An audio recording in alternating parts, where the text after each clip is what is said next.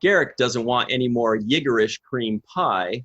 Deep Space Nine does its best trouble with Tribble's impression, but with tennis balls instead of tribbles. And Bashir mistook a preganglionic fiber for a postganglionic nerve on his final medical exam. Well, we all know those are totally different things. Hey, everybody, and welcome to the Seventh Rule with Cirroc Lofton. Hello. Who definitely knows the difference between preganglionic fibers and postganglionic nerves, obviously. I mean, I'm all about my ganglionic.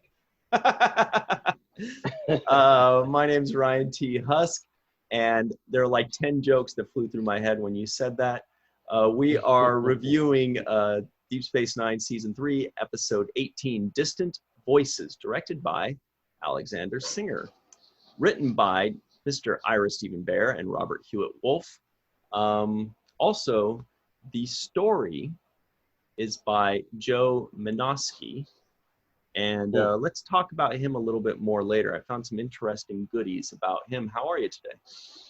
I'm good. That's a lot of info right there. I mean, I know. I was going to ask you about that story by accreditation. So it's good to know that Joe Menosky, you said? Yeah, or Menosky, but I think it's probably Menosky. Yeah. We can get into it right now if you want. I will say that watching this episode gave me a great idea for a fun free-for-all question at the end of our episode. So we'll talk about what that question will be a little later too. I guess first thing, we could talk about Joe Menosky. So, since last week we talked to Ethan Kalk, who pitched the idea for the previous episode. It's always interesting to see if some episodes get the story by credit, which means it was somebody that originally wrote the story, and then the Deep Space Nine writers adapted it or wrote the screenplay for it. And Joe Menosky here has quite the resume. Not only has he written or done the story for 4 Deep Space Nine episodes, and actually wrote Dramatis Personae, an episode we did in like the first or second season. He did write that one, the teleplay. Same thing with Rivals, which we did recently. This one, Distant Voices, he did story by, and a few years later, a few seasons down the line, he also did Time's Orphan. But he's also done like 30 Star Trek Next Generation episodes. Let's see. Like 30 Next Generation episodes, and it looks like about another 30 or so Voyager episodes too. Wow. So this guy's done a ton. For those of you at home, very quickly, he was executive story editor on a ton of episodes on Next Generation, but what really jumps out are the actual story by and teleplay by, meaning he wrote the story and wrote the script for Time's Arrow, which is a 2-parter, really cool, 1 and 2. He also wrote Darmok, which is a very famous and beloved Star Trek Next Generation episode. He also did Interface, Masks, Emergence, Suspicions, The Chase, a few really good ones. Voyager, he did Unimatrix 0, 1, and 2, which we all know and love. That's a pretty solid one. And a bunch of other big ones. Equinox, parts 1 and 2, some big 2-parters. Muse, Good Shepherd, Blink of an Eye, The Voyager Conspiracy. Anyway, and he's also written an episode of Star Trek Discovery and produced episodes of Star Trek Discovery, and he is a producer on the 2nd season of The Orville and wrote one of the episodes called Sanctuary. So, this dude's busy. He knows his sci-fi. Yeah, he knows his sci-fi, and he's earned his stripes. Mm-hmm. But definitely has a lot of credits, and more so than I think any other person that we've had as a staff writer. Right. Exactly. I agree. Oh, by the way, I am wearing, since it's a special occasion, this is a Bashir episode. I've got my Starfleet scrubs that I'm wearing. Okay. So there we go. That's Totally Nice. Starfleet Medical. Nice. All right. Well, we've wasted enough time, Cirroc. Now it's time to get to the name. What did you think of this episode? Well, you know what? Anne Marie gave us a little heads up saying how bad it would be, and it wasn't as bad as I was expecting. So Agreed. let me just start off by saying it exceeded expectations. Thank you to our associate producer, Anne Marie, for giving us really low expectations so that we can enjoy the episode. Exactly. And so that, I wasn't so turned off by it, actually. It went by rather smoothly for me. I mean, there weren't moments where I was really lagging too much. I did see it as a kind of a standalone episode. Right. And I saw it as kind of placed in there. So I could deduce that it was written by, or at least the story was from somewhere else outside of the in-house machinery of the producers. So I could kind of deduce. And the other thing that I thought was a little bit unusual was the directing style of the way they filmed this. And so now you tell me that Alexander Singer was the director. Yeah, so he's somebody that I don't recognize. I remember saying his name a couple times, but I don't know much beyond that. You don't remember him? I don't remember him too much, but I do recall that the style in this particular episode was shot differently. I don't know if that's because that's his own personal directing style or if he was doing it for the purpose of this semi-conscious dream sequence type thing.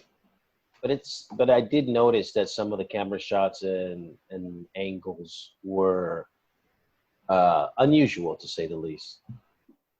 Say the most. No. Yeah, they were unusual. I mean, they were. For example, there was shots where Bashir comes in and he sees all of the rest of the crew minus Sisko in one of the quarters, and they're all having this meeting and talking to each other about it. But when he walks in, they kind of keep a tight shot of all of them together. Mm-hmm. So they're all in one shot, Bashir and all the other cast members, Nanan, Odo, and they're all in the one shot, and they kind of cross back and forth within the same frame. There's no real camera movement or close-ups or real choreography with the actors. So that was one thing I noticed, and it kind of gives you a confined feel to it, and also gives you an unusual feel. So you do feel like, oh, is this a dream sequence? Is he in his mind? So I could see that on the visual. So they were able to convey what they were trying to accomplish in the story, which is, him battling this semi-conscious state or comatose-like state. Right. But they matched it well with the actual camera work. So Alexander Singer has done 6 Deep Space Nine episodes in total. 2 that we've already covered: Second Sight, which was kind of a rough one; Heart of Stone, which we just did a couple weeks ago with Melissa. That was the one where Nog demands that he get let into Starfleet. And 2 good ones coming up: The Adversary and Starship Down. Also Hard Time the following season. But that's 2 good ones coming up, so we'll see how those go. And he's also done 10 episodes of Voyager and 6 episodes of Next Generation. So he's definitely in the rotation. Right. Oh, my idea for the free-for-all, by the way. Stay tuned for the free-for-all, guys, because we will be, we're inspired by this. By the way, this was like Inside Out, right? The Pixar movie, the Disney Pixar movie, Inside Out. For those of you that have seen it, it's like, you represent this and you represent that part of my brain and you're this part of my brain. And so what we're going to ask the poor free-for-allers is, what do they represent in the 7th rule machine? Like, what aspect? Are they our conscious? Are they our, dad jokes? That's probably me. So that'll be a fun one to put them on the spot. Did you say dad jokes or bad jokes? Either way. I said dad jokes, but it's really, I deserve that. No, I just had to throw that in there. No, yeah, that's a great question. Actually, I think that's, and this is obviously well before Inside Out was ever, Yep. conceived. And then the other thing that it reminded me of too was The Wizard of Oz. Oh, I didn't catch that. That's a good point. You're right. And the Tin Man and not having a heart, and this one not having a brain, and a little bit of that. I think the line that Kira says, which was hilarious to me, and I thought it was one of the better lines of this particular episode, but she says, "A paranoid, a coward, a hothead, and me." Yeah. Right. She's like, what kind of, and that made me think of like the Wizard of Oz, the coward, the brainless guy, and all of those kinds of characters. So that's a really good one, yeah. Because I remember that line, but it didn't trigger that for me. Yeah, that's what it triggered for me, Wizard of Oz. Oz didn't give nothing to the Tin Man that he didn't already have. That's a line from well, we won't say the line. If you guys know what band that is from the 70s that said Oz didn't give nothing to the Tin Man that he didn't already have. It's a beautiful song. Okay, I'll just say it's a band called America. They're like a really cool, fun 70s band. Anyway. Oh, nice. Nice little knowledge there. Speaking of knowledge, I'd like for you to give us a little knowledge on the Lethians. Have we seen them before? What's the background on them? I have none. It sounds like something we've heard before, but I can't place it. So it might be something where they just mention it, I've got a Lethian freighter trying to come in, or something like that. Right. But we haven't seen them like featured alien. We know that they have this telepathic ability, right? Is that what it is? Yeah. Mm-hmm. And obviously this electric hands or lightning hands. Yeah. No, I'll look them up really quickly. But I thought the same thing. Like, have we seen this guy before? What's the story with this guy? Okay, yeah. Looks like we have seen a second one in it's next season in the Sword of Kalas, season 4. We see another one called Soto. So up until now, no, we have not seen any. And I don't know if any have ever been mentioned, but I don't think so. That's the extent of it. Okay. Yeah, I think it was a cool little character that this person was able to play. I know we heard people say that they didn't like the voice, but I kind of liked the voice. I thought it was a little bit, ominous. But yeah, I mean, they talked about the Lethians being incredibly stubborn, and I don't know what he needed biomimetic gel for. They never explained that, yeah. So that was kind of awkward. The other thing I thought was a little bit weird for me about this particular episode was the very previous episode that we just reviewed had O'Brien facing his own mortality, right? Looking at his own death 5 hours into the future and trying to save himself. So we dealt with somebody who was facing their mortality in the previous episode, and then we go right from there into Bashir now facing, almost a similar situation, trying to figure out his own way out of death, right? It's almost the same concept. Yeah, it is. It's the same raised stakes of somebody being faced with their own mortality, and they are also the key component in figuring out how to fix it. Whereas usually a lot of times in Star Trek, somebody's dying and it's up to somebody else to save them. These are two in a row that have the theme of they're trying to save their own death kind of thing. Yeah. Right. Good point. Which once again, it just seemed awkwardly placed. And maybe the placing of this episode is not in the right spot. Could have been at a different location in the series, and then it might have gone on better. But just following the O'Brien's, the heavily featured O'Brien episode where he's going through almost the exact same thing. I mean, not with the aging process, but just with the mortality thing. So I just felt like it's a little too similar for them to be running these two episodes back to back. Mm-hmm. And the other problem I had with that as well is I feel like some of the story arcs of the long-term story arcs get left behind when we deal with these just isolated one-off episodes. And so I do like the carryover of the previous storylines that we've been dealing with the Jemadar and the Dominion. I like those kinds of things carrying in as well, mixing in with these kinds of stories. You know, they could have had a B story, for example. They did mention the Dominion one. You know, the Dominion did get a NAM today.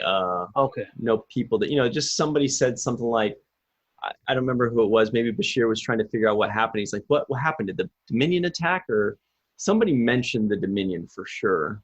I can't remember exactly what it was. But yeah, I mean, that's it. It was just a mention. It was just one sentence. There was no follow-up to it. Yeah, this was an episode that could have been done in the first season or the 7th season. It's all kind of the same. I will say something. There were some aspects that I liked about it. Like, number one, it did move quickly for me, surprisingly. There are other episodes, most episodes move more slowly, whether I like them or I like them less. This was one where I was like, oh, are they already coming to the end? I guess it's all, you know, like it moved quickly. Luckily, it moved quickly, which kind of surprised me. It felt like a slower episode than it was. It just went right through it. Another thing was the aging process of Bashir, I think, was a good added element, because that showed, you know, the timetable of him getting closer and closer to death, you know, because when he was in a coma, presumably he's getting closer and closer to death, not just with regards to time, but with regards to actual physical health. His body is getting closer and closer to dying out. And so that the metaphor that the body is creating in his mind is him getting older and older and older. I thought that was cool and it was effective. And you were saying the makeup was good for it, right?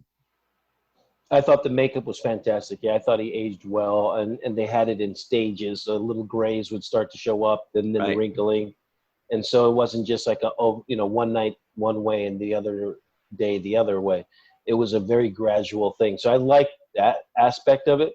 And going back to the speed and tempo of the way the episode was flowing, I found myself at the 25-minute mark halfway through the episode saying, did I really watch 25 minutes worth? So I actually went back and watched it.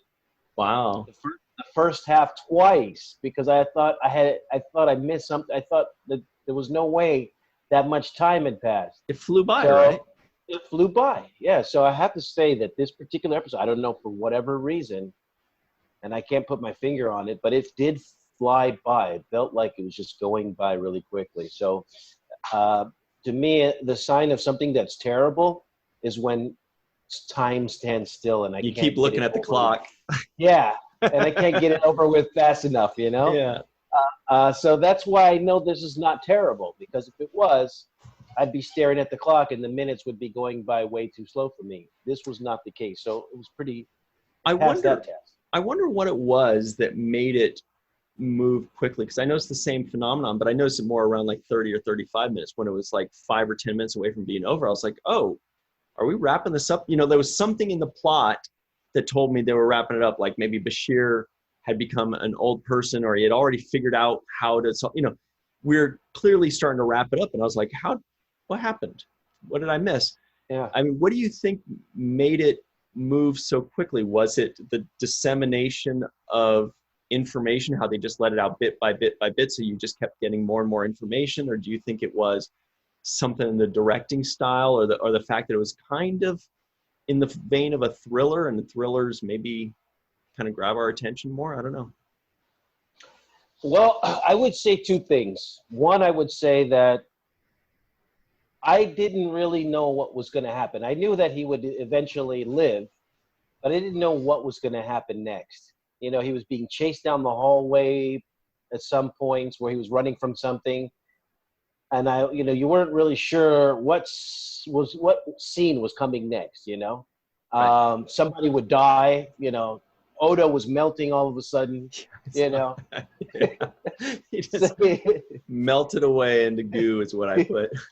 Yeah. So it was like so, like everywhere I turned, it was something I wasn't expecting. You know, I was like, okay, well, now Kira's dead. Now, you know, everybody's died. Quark died, and now it's not Quark, and O'Brien's on the bed, and it's not O'Brien, but it's the Lethian. You know, and so that was the little mystery that they kept us involved, not knowing, you know, the predictive pattern of where things were going to lead you to. That was one of the elements.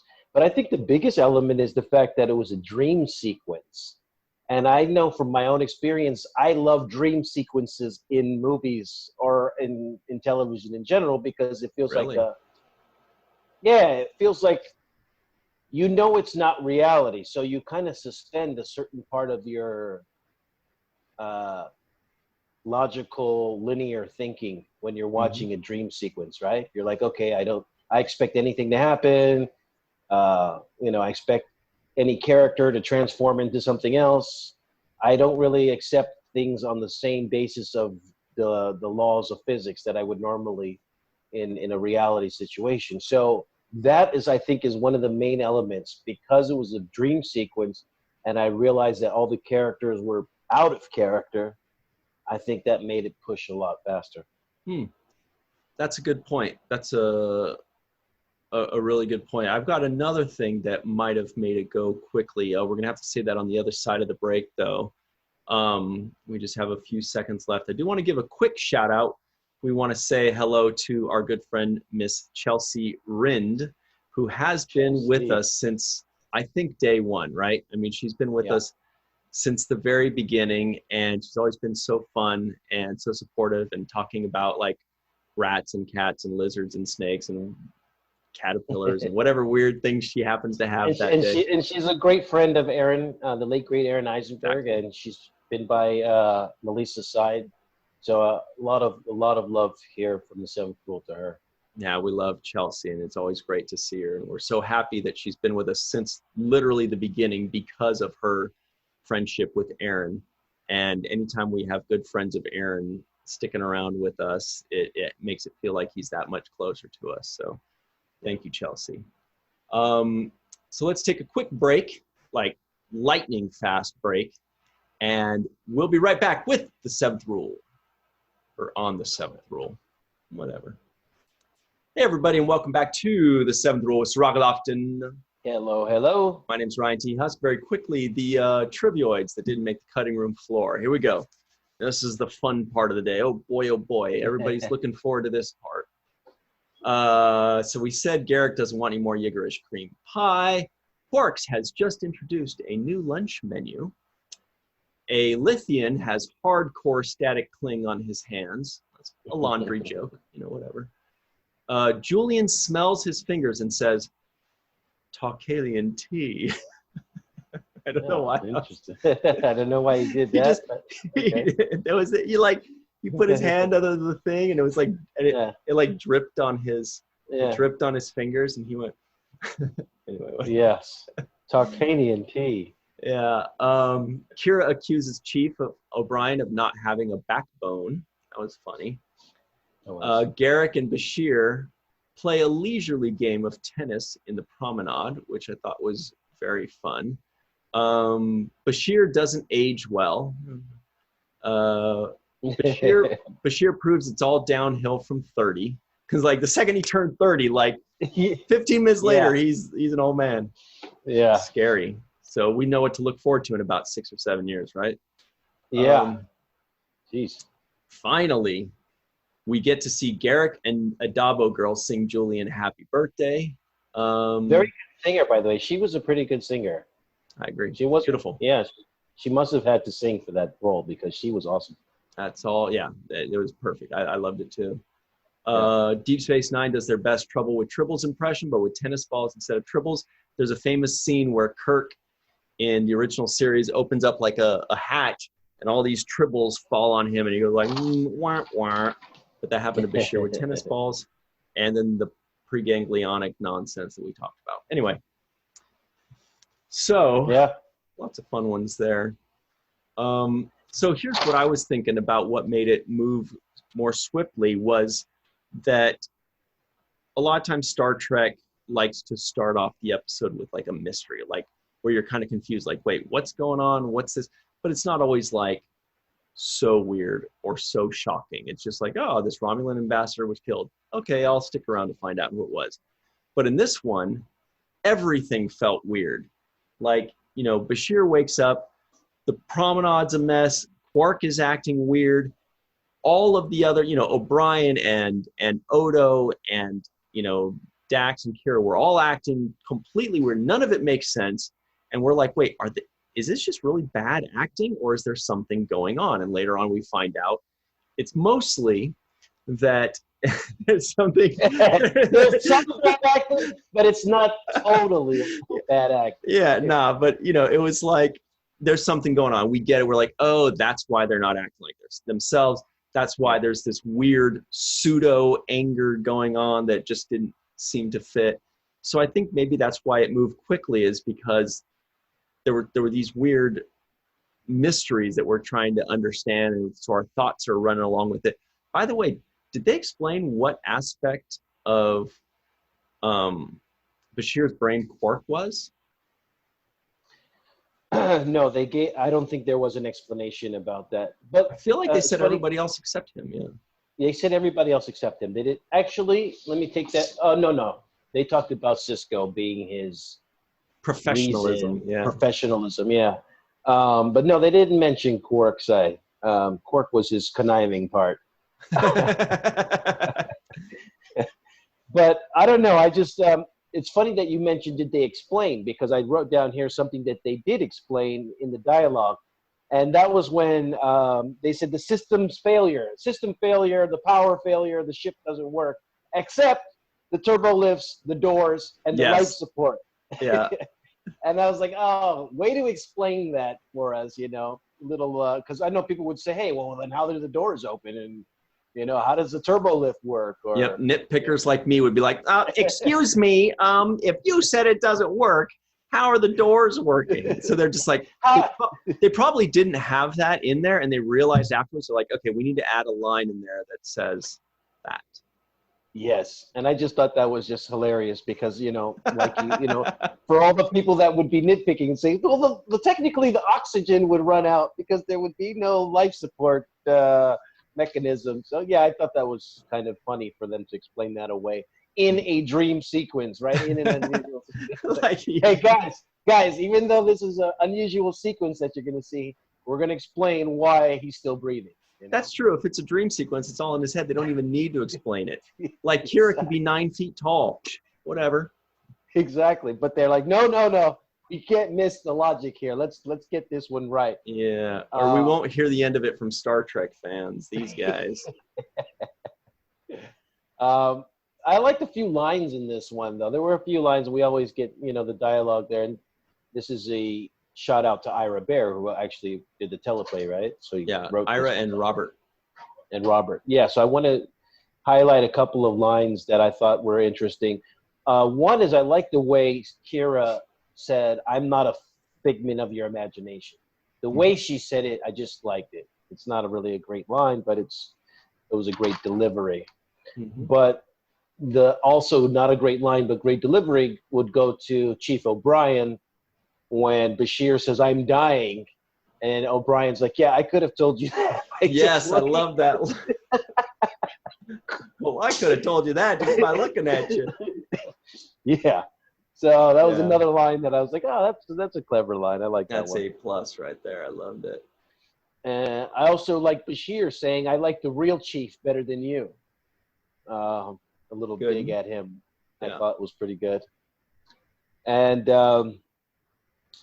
you know, and then the final line, which I thought was just like the icing on the cake, was Garrick's line. Oh yeah. Where at the very end, and I thought that was just perfect. You know, that was so good that I actually had to write it down verbatim. Yeah. Give it to us. He says,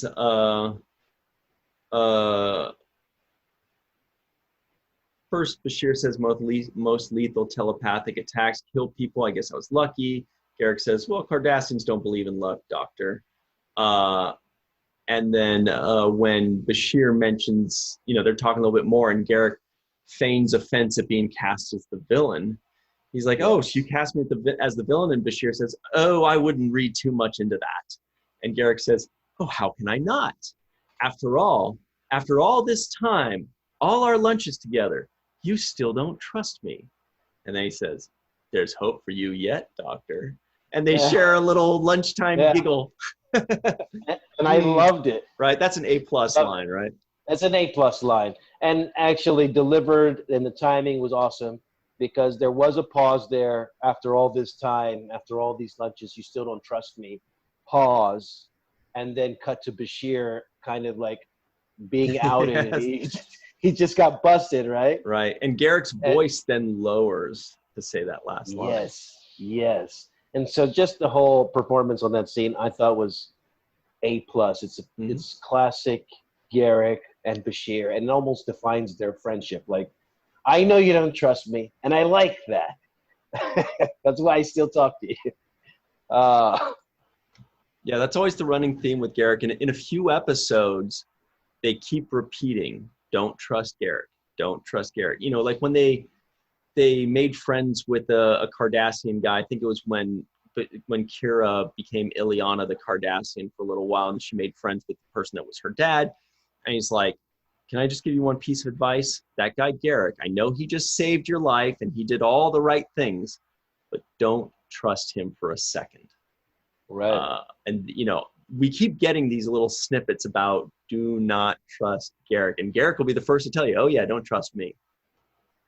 Yeah, he's like a double agent. I don't think nobody really knows what side he's on, which is great. Which is just mystery behind how he plays that character, which I think is wonderful. There was another line too where he says, O'Brien goes on to explain, your bones are brittle, you can't walk, you're dying, And then Bashir's answer was, but other than that, I feel wonderful. Yeah.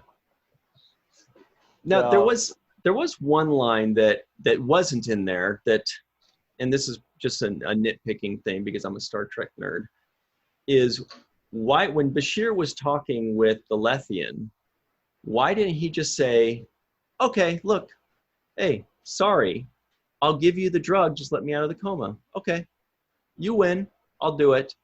And then he lets him out of the coma, and then you figure it out from there.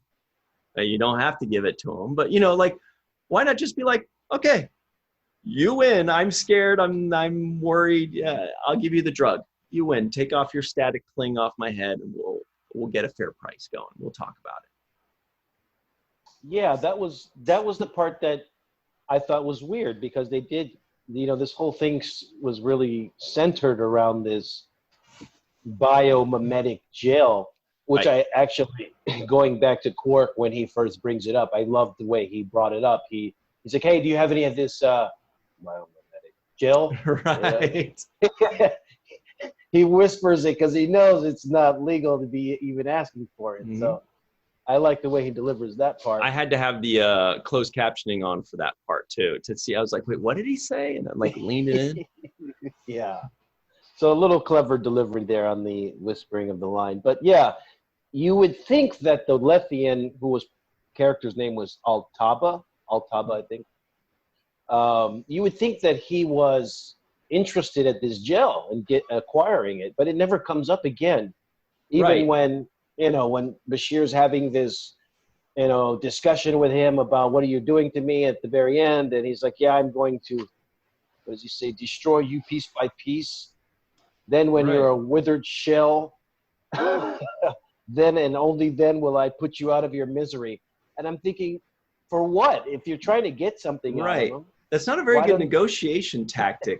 Killing the guy? Why don't you just come back? Now that you've showed your power over him and demonstrated what you can do, why don't you come back to the negotiating table? Maybe he'll be more willing to listen this time. Like, it's really funny. He's like, hey, you want to sell me the stuff? And he's like, well, that's illegal. He's like, all right, well, then suddenly I don't want this anymore. I just want to torture you forever until you die. And I want to really talk to you about when you were a child Yeah. no. You wanted to be a tennis player. Let's really talk about this, Bashir. I want to know what kind of negotiating tactic is Yeah. this? And then the other part of it that I was thinking was, well, if you're so in Bashir's head that you know everything he's ever done and thought, then you would know where that biomimetic gel is. Or how to make it. Make it where it is, something. It'd be a little bit easier for you. So These Lathians are just sadists. That's what it boils down to. yeah, they're just sadistic. Yes, that I will agree with. But one of the things that did come out to me, and I wrote this down as well, was the Twilight Zone. And for some reason, this episode did have a Twilight Zone type of feel to it. Interesting. Yeah, good point. And I'm a big fan of the Twilight Zone, and I don't know if our guy Joe Monosky is a Twilight Zone fan, but I feel like the way this episode is written, it's written in a Twilight Zone kind of way. And I'd be interested to hear how he pitched this episode. Like what, Yeah. They always say there's just that one or two lines. They just want to hear a 2-minute or 1 minute breakdown. I want to know, okay, there's this alien that's looking for this thing, and he puts his mojo on Bashir, making him age, and bringing, how did that go? That's my question. That's interesting. And so I looked at his, at the bottom of his IMDb to see if there's anything to show any of that. But obviously, a guy that wrote in the 80s and 90s probably isn't old enough to where he wrote also in the 60s, in the Twilight Zone. Or I guess there was also the 80s, right? Went all the way up to the 80s. Yeah, but he could have, it didn't go all the way up to the 80s. It was all just 60s, 70s? Yeah, 60s, I think. But he could have been a fan of it growing up or something. But yeah, exactly. But what I did find was that he wrote an episode of Alien Nation with our buddy Gary Grant. So that's totally different, but still also interesting. Well, it just means that he's got a good grasp on sci-fi, like we started off this whole program with. He has a full understanding of sci-fi and how it works, and obviously that connects back to as far as you can go into the realm of sci-fi. But this one particularly just jumped out at me as a Twilight Zone-ish kind of thing. But the thing that they were trying to get at, in my opinion, was I felt like the root of this whole storyline was to expose that Bashir is a failure or a quitter, right? And give him kind of a turning point to like face his past demons and now kind of reinvent himself at 30. Yeah, and in this particular moment, I would say he redeemed himself for all the chauvinism that he portrayed earlier in the series, the awkward moments with Dax that we've talked about on this show, that seem completely out of place now, out removed from the 90s, right, into the 2000s. It was, some of those things were inappropriate, the flirtation and whatnot. It would qualify under workplace sexual harassment. But moving away from that, I think that one of the redemptive things that he did in his character said in this particular episode was when he was talking to the Lethian about Dax. And he said, you know what, that's my friend. And he completely categorized her outside of his sexual prowess, whatever his urges are. And he put her in the category of a good person, a friend of his that he admired and respected. And if he had started out like that, I think he would have gotten farther with her. But maybe you're right. Yeah, you're right. Because he said, yes, sure, I might have feelings for Dax, but she's my friend. And right, if Dax were listening, she would be like, thank you, Julian. It's about damn time. Yeah. What is this, season 3? Okay, cool. Welcome to the Deep Space Nine, dude. Yeah, we haven't been dating, in case you didn't notice. So that was a realization for me, and also a closure in his constant attacks towards trying to hook up with Dax. I felt like this is where he puts the the period on the sentence is like, no, she's just my friend, and that's not something I'm looking to pursue. What do you think if he added this line? Sure, I don't, or sure, I have feelings for Dax, but she's my friend. Now, Major Kira, on the other hand, what a woman. No. People would have been like, that's our Julian. That's our Julian. Never waste an opportunity to go low. Now, and then his reasoning for some of the other things, like for not pursuing tennis, I think I'm still a great doctor was his answer for that. And for not passing the med school test, he said, being first in my class wouldn't have changed anything. So, the other answers were kind of suspect a little bit. I understand not being a tennis player because, that's a little bit one of a million long shot. But I don't understand not getting a test question right when you know the answer. That part I can't see him or anyone purposely answering a question wrong. Right. Well, the fellow, the Lethian said it was because Bashir didn't want the pressure of being at the top of the class. Okay, so they explained it. I get it. It makes sense. I would have still gotten it, right? Like you want to, because you don't, right? You just want to get as many as you can right. That's kind of what we do because you don't know. Maybe the others you got wrong. Maybe you're like, I'll just get this one wrong on purpose. And then you find out, oh shit, I got 5 of them wrong. Whoops. Yeah. It's just the logic on that doesn't make sense. Maybe if he had tied for first place with somebody else and gave the honor over and said, I don't want, you can take the recognition. I don't want that. That would make more sense to me than him actually answering a question wrong. I just don't see anybody purposely answering a question wrong. So, I had a little nitpick on that kind of a logic. But, the other thing I wrote down here, and I know this is silly, but we have to. It's never too silly for us. It's never too silly, yeah. Well, at the end, the last scene there where Garrick is sitting with Bashir and they're eating, and cheers to his birthday. Yeah. Garrick has his napkin tucked into his shirt, and so I realize he's a tucker. He likes to tuck his napkins in. First name obviously, Chris. Obviously, because he's a big, I guess he's a wardrobe guy, and he doesn't want to spill anything on his nice clothes. But I just thought it was funny. On his tailor suit, he's like, "Hey, man, a tailor's got to look good. Nobody wants to show up when somebody's got spaghetti sauce on their shirt." I just think it's funny. We're watching something from 400 years into the future, and the guy's got his napkin tucked and he's doing one of these, And I'm thinking, that's not very futuristic right there, but. Well, maybe Cardassians, in Cardassia, they've just invented bibs. They're like, check out this new thing we do.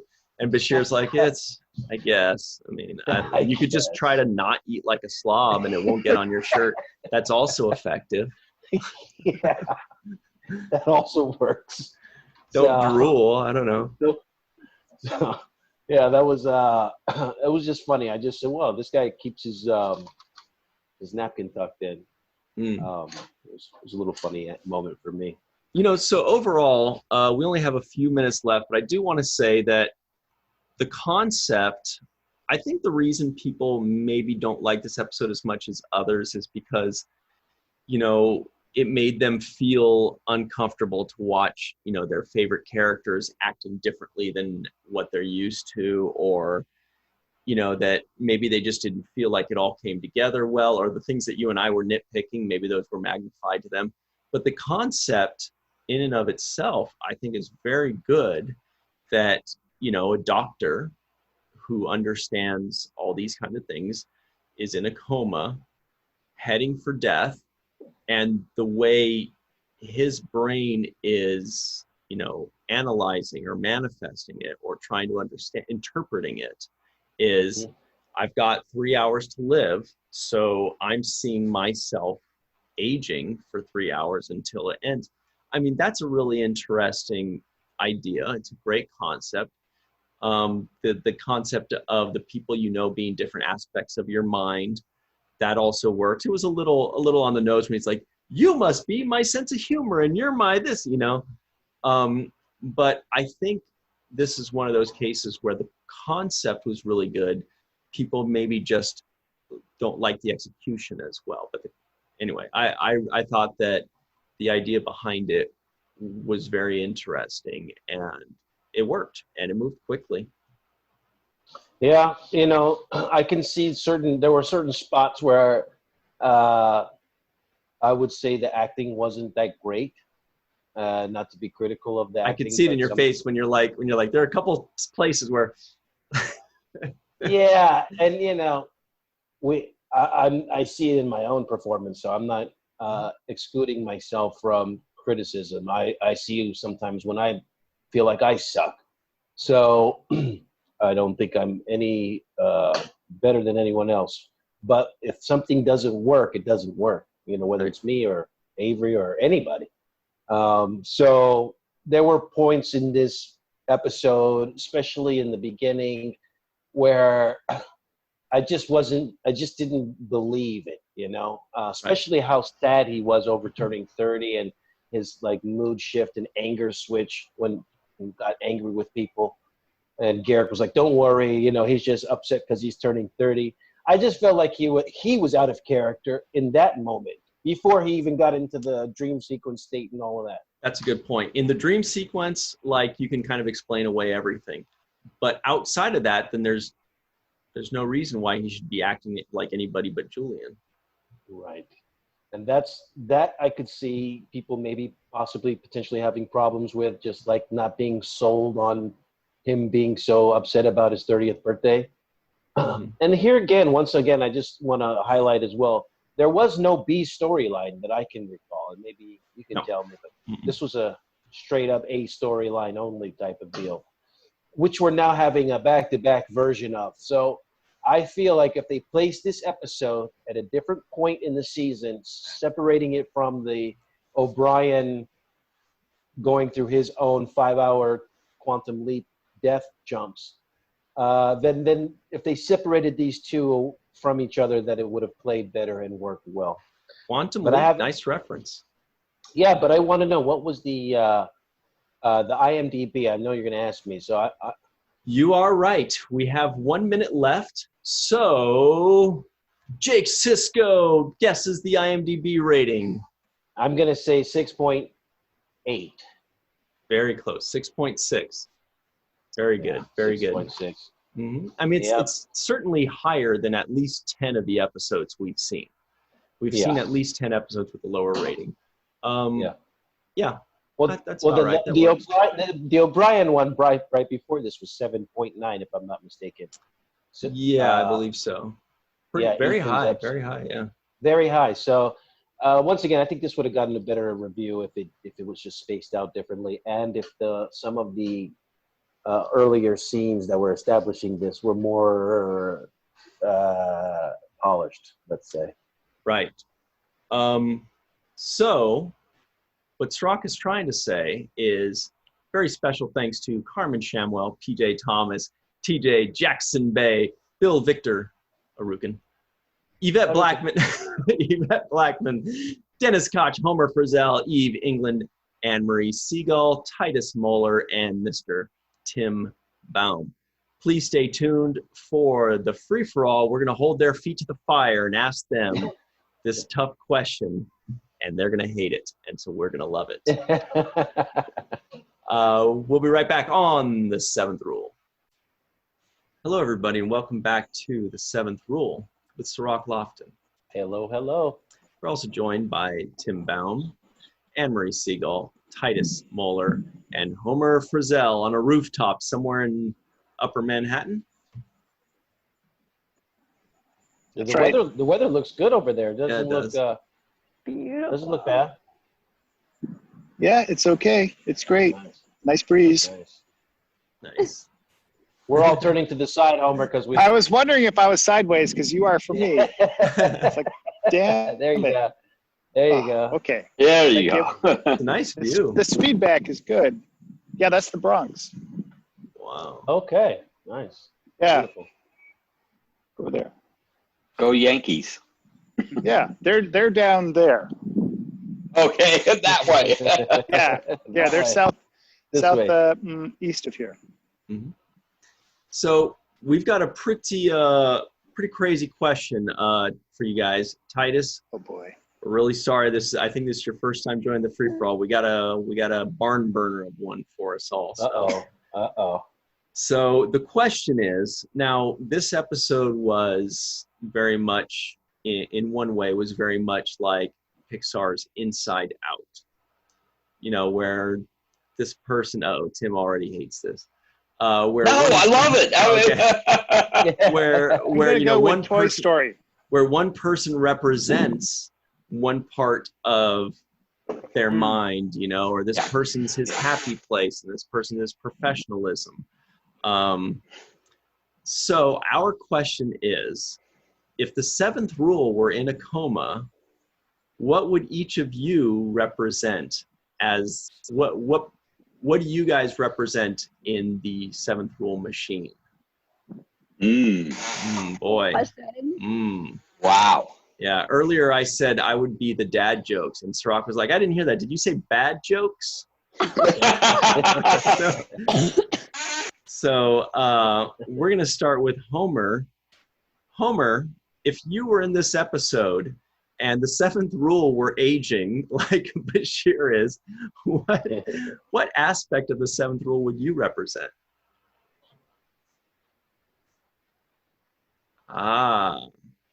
This one's impossible. Homer, are you still there, Homer? Yeah. You did start with me, didn't you? Yeah, sorry about that. Yeah. What aspect of the seventh rule? I think I would represent the seventh rule's commitment to quality entertainment and carrying on with the mission despite the obstacles that technological obstacles. Yeah. Garrick has gotten to him. It's the rooftop. Yeah. Okay. But we saw where he was going with that. It was a good one. It was a good one. Anne-Marie, we're going to jump to you while we wait for Homer. I have no idea. Oh. This is so hard. All right, we'll go to Tim, but we're coming back to you, Anne-Marie. Yeah. There you go. No, I actually have to deal with the duality that I have. I was brought up a minister's son. We were caring. There's pictures from '65 with Dr. King holding me when I was 2 years old. Wow. But I also get very angry. So I don't know how to deal with that. It's like I have that caring, and that's like I just want to punch you. And I'm career military, and everybody assumes I'm one way, but I'm like, no, I'm not. You give me a few pints, I'll prove it. So, no, that's what I loved about this episode, because there's different psyches of every person. And you have your loving, you have your anger, you have your caring, and that's what I loved about this episode, because there was 5 scenes, 6 scenes, every one had a different one, but Garrick was part of the whole thing, because he's actually leading Bashir through this whole journey.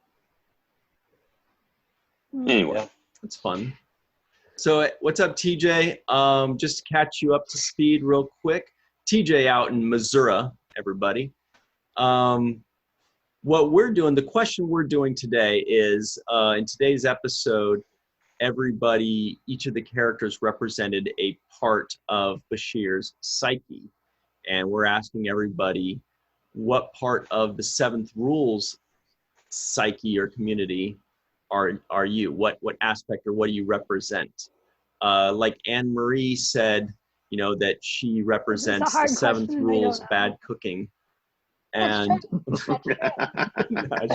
she hasn't answered yet. But good food ordering. Okay. Good food ordering.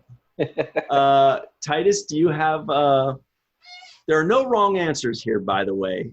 What do you represent in the seventh rule's psyche if we were in a coma? This is an easy one, at least for right now. I've been nervous to be on here for the first time. I think I'd represent the nerves. Nice. Yeah, nice. That's a good answer. TJ's like, But what's funny is he answered it the most easily out of everybody. So those nerves serve you I well. love it. Yeah. Because I hadn't started teasing him yet. Oh, and Homer, we didn't get to hear the end of your answer, by the way. What part did you hear? nothing. Oh, No. crap. No. I think I was the one who said I would be the driving force behind the seventh rule to make it continue to turn out quality content on a consistent basis. Oh, then we did hear all of it. Yes. All right, cool. Okay. Okay, good. Yes. You got all that. All right, perfect. Okay. Yeah. Yes. Yes. All right. Well, TJ Jackson-Bey, what do you represent in the seventh rule? I'm going to say, and this is counter to my personality in every way, curiosity and a spirit of adventure. Because that's, what this experience has been, kind of an adventure to be able to explore, Star Trek with a group of people that like it and know about it almost as much as I do. I want to change my answer. I like that a lot. More Okay. more than I do. That is a great answer. Yeah. And I just enjoy it so much. I think I mentioned a few weeks ago that school was getting ready to start, and it's going to be a pretty grueling 4 months with full-time work and full-time school. And this really is, sort of like a getaway from that, for a moment to do something that I enjoy for myself. And so, yes, adventure on. That's awesome. We love having you, TJ. Yeah. So you are the Dax of the seventh rule, because Dax represented adventure, excitement. But a Jedi craves Esri Dax, right? Esri. People are going to start thinking that I actually have something against Jadzia, and I don't. Jadzia. And Marie, I'm still tempted to do a cameo of Nikki. I mean, I love her, and I love Esri. I just don't want her as my wingman. Oh no! Yeah, I'm going to set up the cameo saying, "Okay, Anne Marie hates your character, so turn her around." We're just still going to ride. Don't mention the seventh rule in that, then. Okay, no. Anne Marie of the seventh rule hates your character. We're like, I love her. we're like, hey, Nikki, you want to come on our show? No, you guys hate us. No, Seventh She season loves has been Nikki, so right? hard without her. Like, I love Thank Esri. you. If there wasn't Esri, like, seventh season would be so hard to watch because you'd be so, like, emotionally raw from Jadzia leaving. So, like, I really think she saved seventh season. I love her. Go ahead, Tim. No, I was going to say, it's like, because when DS9 was first on, we were moving around. I was newly married, had a new son, and we moved to a new town. It was all syndicated, so I didn't know when it was going to be on. And all of a sudden, I think I turned on the TV, and it was seventh season, and I was like, what the hell happened to Terry Farrell? Oh, no.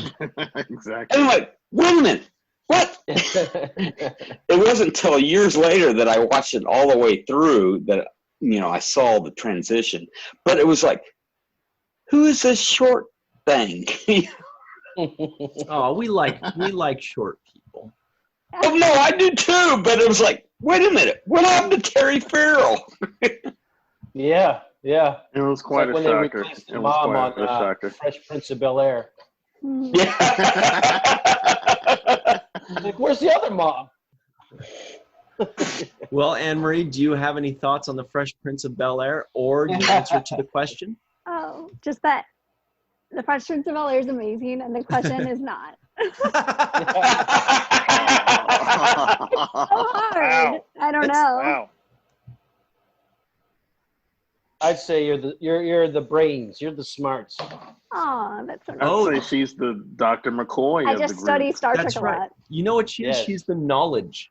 Because she knows so much about like podcasts and episodes, and she's like this encyclopedia of misinformation. Did I say misinformation? I meant it's information. You meant Miss. Yeah. Yeah, her name is Misinformation. Amazing. I will call her the Energizer Bunny because she Oh, has so yeah. much energy and passion as well. Guys. Anne-Marie, Thank you you. played this the most cleverest of all because now everyone's listening to all your I know. Right. Stop, really. She does. That's a good move. That's a good chess Good move. move, and Titus, you should have seen her on the rooftop in her bathing suit. The with the phone. sun hat. With the sun hat. Giant hat. Yes. Well, Cirroc, what aspect of the seventh rule do you represent? Ooh, it's not an easy question, because I think all of No, us it represent sucks. different aspects at different times. We all contribute in different ways, differently. But me, I'm like the pleasantly surprised, reluctant person. So I would say that I was reluctant to do all of this in the beginning, and now I'm so pleasantly surprised that this has been a great adventure and just the beginning of a beautiful thing. So I don't know what the name of that is, but that's what I'm. That's the happy- soul. You're the The happy soul. reluctant. That's exactly what I was going to say. Oh, really? Soul and the gravitas. Soul brother. And Aaron I'm going to have continues to be look our up gravitas. conscience. I would go gravitas. Yeah, that's a good one. Gravitas. Yeah. Yeah. Gravitas So- means like a weightiness to it. Yeah. Like What Patrick Stewart's The dripping in. import. mhm. Mhm. Yeah, and Number one. and like I was saying, Aaron is our conscience. Melissa Ryan, was you gonna gotta give us your answer. Oh, I thought I could get away by just saying bad jokes. No, dad jokes. Now, I'm like the organization / workhorse. I'm like the engine, right? Of course. Well, that's Engine. Yes. Like The engine that could. The what? The engine that could. The engine that does. I don't know if I can. No, that does. I don't know if I can, but I do it anyway. I think I can. So is that Yeah. Miles O'Brien? Oh yeah. Hmm. What a good way to round out. Yeah. Miles I'm gonna have a O'Brien week. statue. Yes, Yeah, to close out O'Brien week. the most important person in Starfleet. What do you guys think Melissa would say she is if she were here?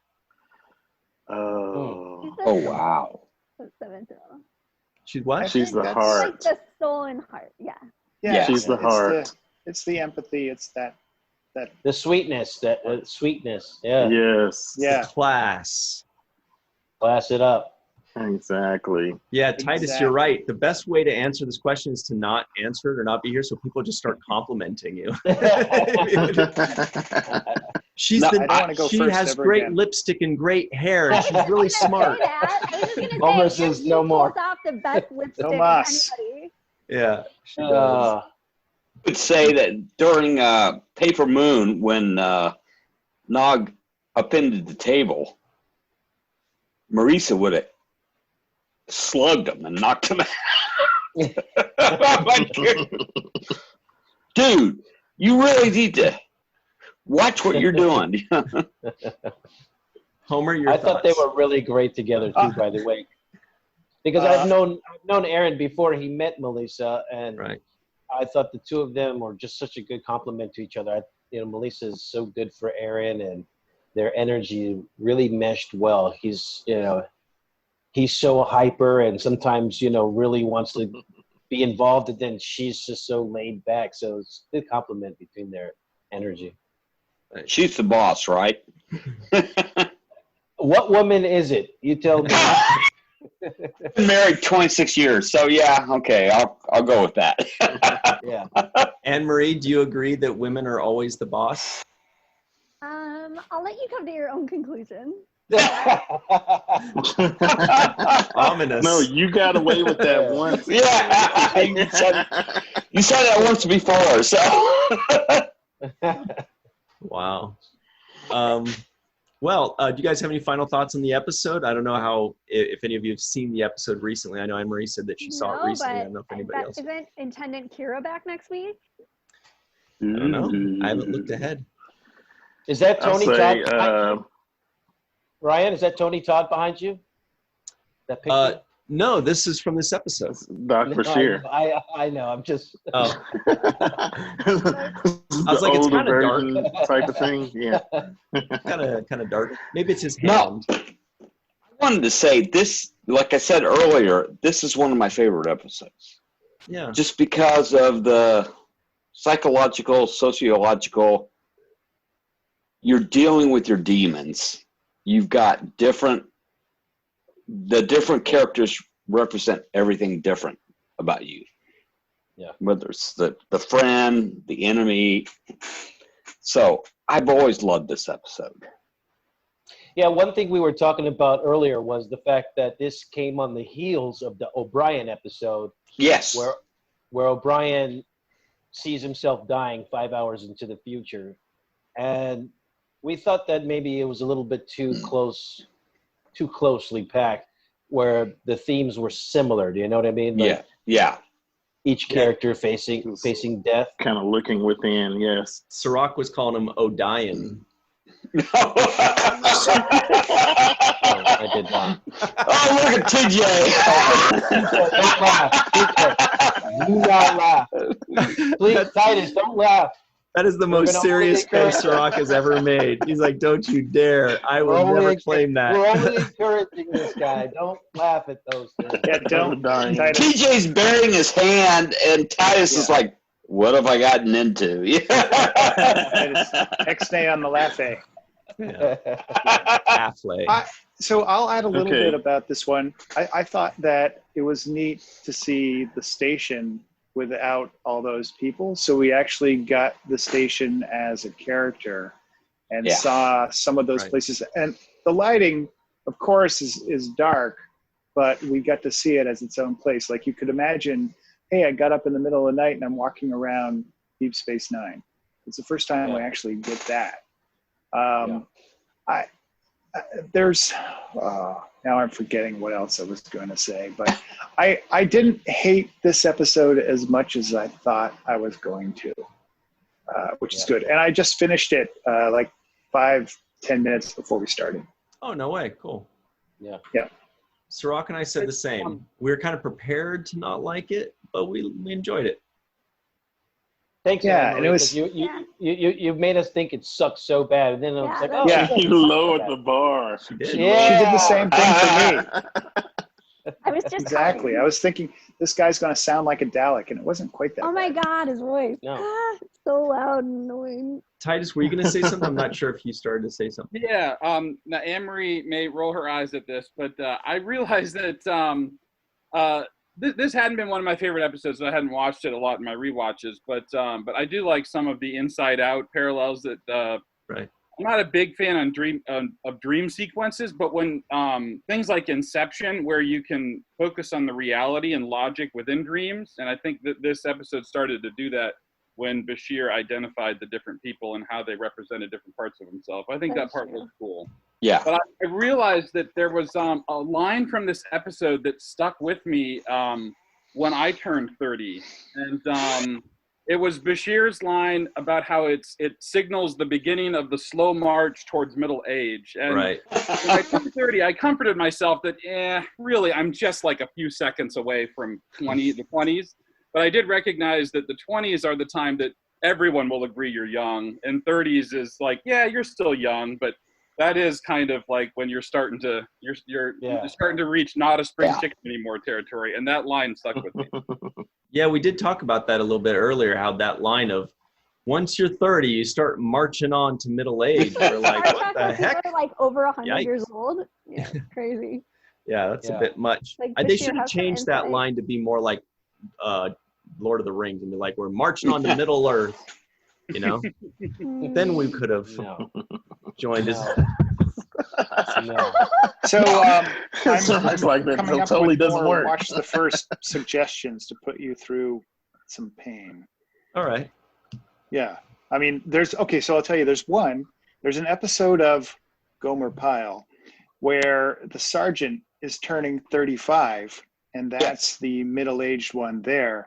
So I think that should be a good suggestion.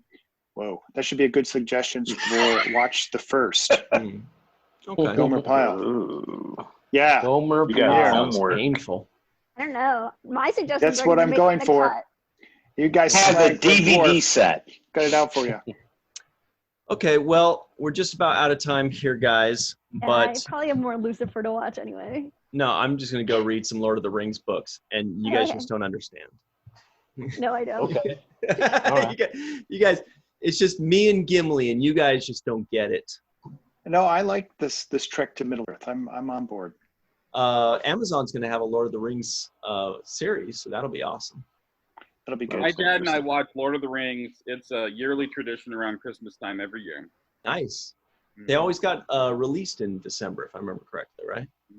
Movies. That's right. Okay.